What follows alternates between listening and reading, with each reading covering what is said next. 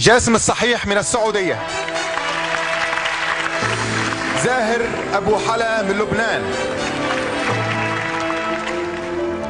زينب عامر من الإمارات،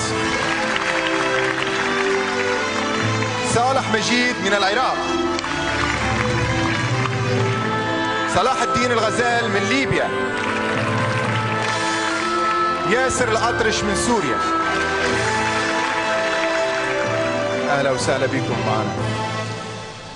2 فقط اختار الجمهور أن يواصل المنافسة على لقب أمير الشعراء، ولكن من هم أول 2 سوف نودعهم لحصولهم على النسبة الأقل في التصويت.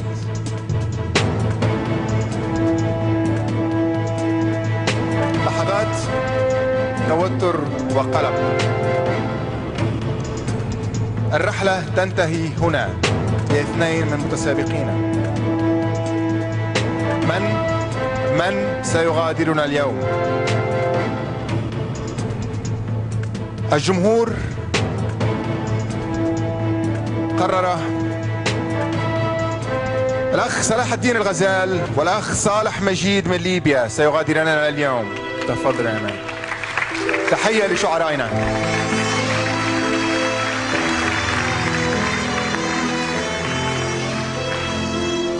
ما هو شعوركم بهذه النتيجة وكيف كانت الرحلة في مسابقة أمير الشعراء؟ أعتقد أن رسائل SMS ليست معيارا حقيقيا لإبداع الشاعر، هناك معايير أخرى أدق. أشكر دولة الإمارات على حسن الضيافة، وأشكر اللجنة الموقرة على انتقاداتها الرائعة، وكم تمنيت لو أن الأستاذ الدكتور حسن صلاح فضل حذا حذوهم ولم ينزلق إلى السخرية التي أساءت إلى النقد وأساءت إلى مكانة الناقد. شكرا.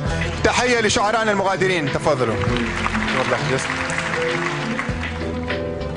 تبقى